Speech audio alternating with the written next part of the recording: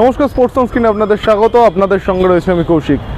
দাদাগিরির যে জনপ্রিয়তা সৌরভ গঙ্গোপাধ্যায়ের হাত ধরে যে শীর্ষে উঠেছিল, সেই দাদাগিরিতে কিন্তু আর দেখা যাবে না ভারতীয় ক্রিকেটের মহারাজকে। জি বাংলার সঙ্গে সম্পর্ক ছিন্ন করে স্টার জলসা অর্থাৎ স্টারের সঙ্গে সম্পর্ক জুড়লেন মহারাজ। যা খবর 4 বছরে প্রায় 125 কোটি টাকার চুক্তি হয়েছে। দাদাগিরির আদলে অর্থাৎ দাদাগিরি যে কনসেপ্টে শুরু হয়েছিল গ্রাম বাংলার বিভিন্ন প্রান্ত থেকে খ্যাতনামা ব্যক্তি কিংবা যারা বিভিন্ন দিক থেকে নিজেদের মতো করে নিজেদের পায়ে দাঁড়িয়েছেন কিংবা সমাজে নিজেদের একটা ভূমিকা রয়েছে, সেই সকল মানুষদের নিয়ে কিন্তু দাদাগিরি বারবার ফিরে এসেছে এবং দাদাগিরির টিআরপি আকাশ ছোঁয়া আপনারা সেটা দেখেছেন।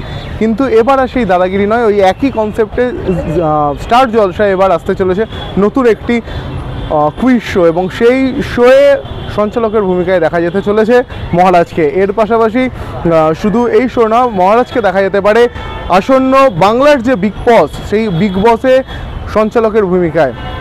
মহারাজ নিজে জানিয়েছেন ক্রিকেটের বাইরে গিয়েও মানুষের সঙ্গে যে অন্যান্য মাধ্যমেও যোগাযোগ স্থাপন করা সম্ভব সেটা তিনি বিশ্বাস করেন, সেই কাজ তিনি করে এসছেন এবং নতুন বছরে নতুন মোড়কে মহারাজকে দেখা যাবে, কিন্তু চ্যানেলটা ঠিক অন্য।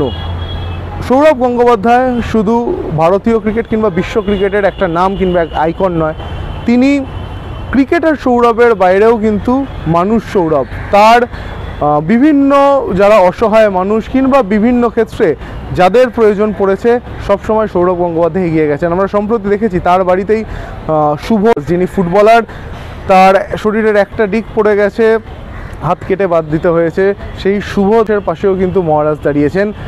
মহারাজকে যখনই মানুষ প্রয়োজনে পাশে চেয়েছে পেয়েছে।